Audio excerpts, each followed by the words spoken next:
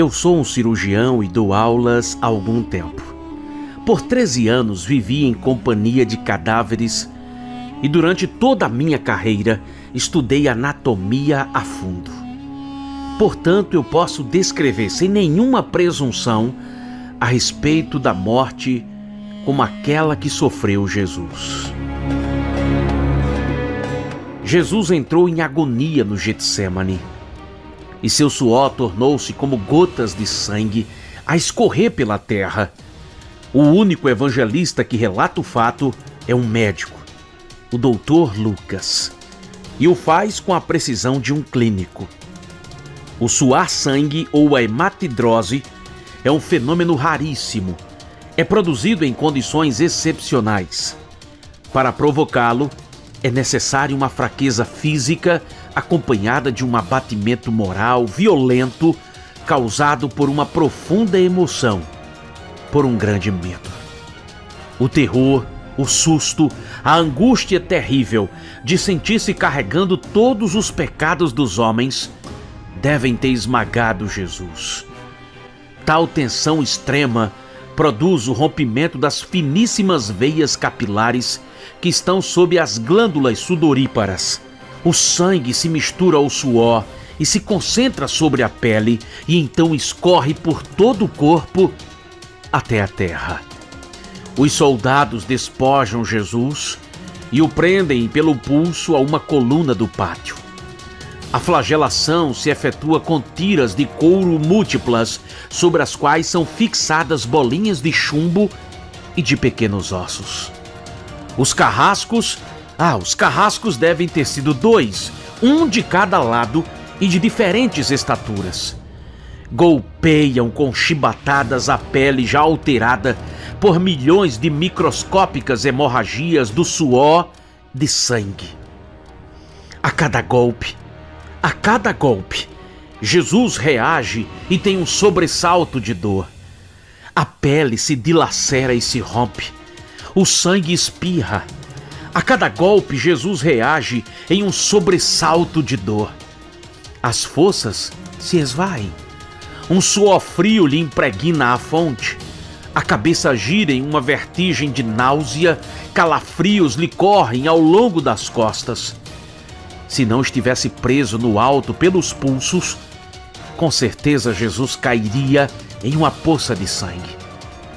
Depois vem o escárnio da coroação. Com longos espinhos, mais duros do que os da acácia, os algozes entrelaçam uma espécie de capacete e o aplicam sobre a sua cabeça. Os espinhos penetram no couro cabeludo, fazendo Jesus sangrar. Dr. Barber diz que os cirurgiões sabem o quanto sangra o couro cabeludo. Pilatos, depois de ter mostrado aquele homem dilacerado à multidão feroz, o entrega para ser crucificado. Colocam sobre os ombros de Jesus o grande braço horizontal da cruz. Pesam em 50 quilos. A estaca vertical já está plantada sobre o Calvário. Jesus caminha com os pés descalços pelas ruas de terreno irregular, cheia de pedregulhos. Os soldados o puxam com as cordas. O percurso é de cerca de 600 metros. Jesus, fatigado, arrasta um pé após o outro. Frequentemente cai sobre os joelhos. E os ombros de Jesus estão cobertos de chagas. Quando ele cai por terra, a viga lhe escapa, escorrega e lhe esfola o dorso. Sobre o Calvário tem início a crucificação. Os carrascos despojam o condenado, mas a sua túnica está colada nas feridas e tirá-la produz uma dor intensa. Quem já tirou uma atadura de gaze de uma grande ferida sabe muito bem a dor que sente. O fio de tecido adere à carne viva. Cada fio de tecido cola na carne viva. Ao arrancarem a túnica, se laceram as terminações nervosas postas em descoberto pelas feridas. Os carrascos dão um puxão violento. Há um risco que toda aquela dor possa fazer Jesus perder todos os seus sentidos. Mas ainda não é o fim. O sangue começa a escorrer. Jesus é deitado de costas. As suas feridas se incrustam de pedras e pedregulhos. Depositam-no sobre o braço horizontal da cruz. Os algozes tomam as medidas. Com uma broca é feito um furo na madeira para facilitar a penetração dos pregos. Os carrascos pegam um prego, um longo prego pontudo e quadrado. Apoiam-no sobre o pulso de Jesus e com um golpe certeiro de martelo o plantam e o rebatem sobre a madeira. Jesus, neste momento, diz o Dr. Barbier, deve ter contraído o rosto assustado, porque o nervo mediano do mestre foi lesado. Pode-se imaginar aquilo que Jesus deve ter provado. Uma dor tão grande, aguda, que se difundiu pelos dedos, espalhou-se pelos ombros e atingiu o cérebro de Jesus. A dor mais insuportável que um ser humano pode provar, ou seja, aquela que é produzida pela lesão dos grandes troncos nervosos. Isso provoca uma dor tão intensa, mas tão intensa, que faz perder a consciência em qualquer ser humano. Em Jesus, não. O nervo é destruído só em parte. A lesão do tronco nervoso permanece em contato com o prego. Quando o corpo for suspenso na cruz, o nervo se esticará fortemente como uma corda de violino esticada sobre a cravelha. A cada solavanco, a cada movimento, vibrará despertando dores terríveis em Jesus. Um suplício que durará por pelo menos 3 horas. O carrasco e seu ajudante empunham a extremidade da trava. Elevam Jesus, colocando-o primeiro sentado e depois em pé. Consequentemente, fazendo-o tombar para trás, o encostam na estaca vertical. Depois, rapidamente, encaixam o braço horizontal da cruz sobre a estaca vertical. Os ombros da vítima esfregam dolorosamente sobre aquela madeira áspera. As pontas cortantes da grande coroa de espinhos penetram o seu crânio. A cabeça de Jesus inclina-se para a frente, uma vez que o diâmetro da coroa o impede de apoiar-se na madeira. Cada vez que o mártir levanta a cabeça, recomeçam as pontadas agudas de dor. Pregam-lhe os pés. E ao meio-dia, Jesus tem sede. Não bebe desde a tarde anterior. Seu corpo é uma máscara de sangue. A boca está semiaberta e o lábio inferior começa a pender. A garganta seca, lhe queima, mas ele não pode engolir. Ele tem sede.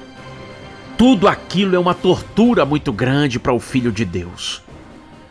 Para completar o sofrimento, um soldado lhe estende sobre a ponta de uma vara uma esponja embebida em bebida ácida, em uso entre os militares. Ele não bebe. Um estranho fenômeno, diz o Dr. Barbier, se produz no corpo dele. Os músculos dos braços se enrijecem em uma contração que vai se acentuando. Os deltoides, os bíceps esticados e levantados. Os dedos de Jesus se curvam.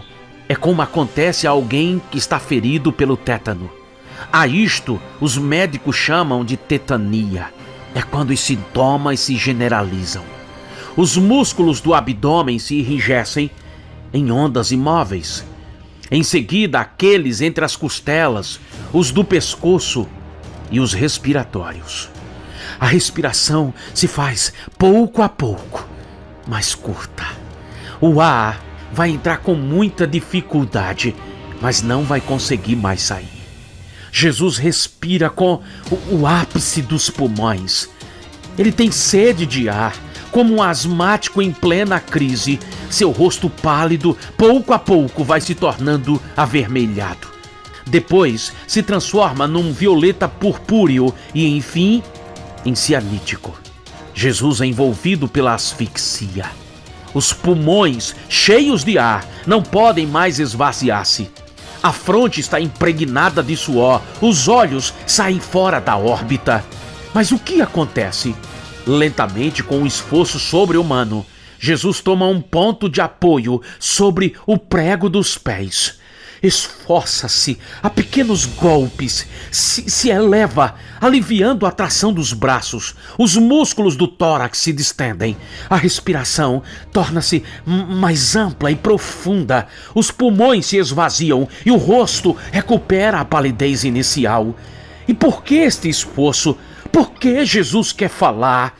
Até que, com muito sacrifício, ele diz: Pai, perdoa-lhes, porque não sabem o que fazem.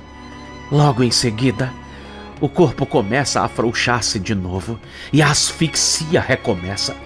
Foram transmitidas 7 frases pronunciadas por ele na cruz. Cada vez que ele quer falar, deverá elevar-se, tendo como apoio o prego dos pés. É um sofrimento inimaginável. Atraídas pelo sangue que ainda escorre do corpo de Jesus, enxames de moscas unem ao redor do seu corpo, mas ele não pode enxotá-las. Pouco depois o céu escurece, o sol se esconde, de repente a temperatura diminui. Logo serão 3 da tarde. E depois de uma tortura que dura 3 horas, todas as suas dores, a sede, as cãibras, a asfixia, o latejar dos nervos medianos lhe arrancam um lamento. Quase sem força, Jesus abre a boca, ensanguentada, e diz: Meu Deus, por que me abandonastes?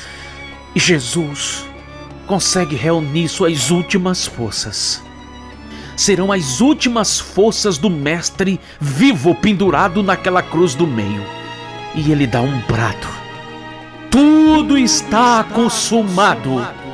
Em seguida, num grande brado ainda maior, ele diz: Pai, nas tuas mãos eu entrego o meu espírito. E morre em meu lugar e no seu.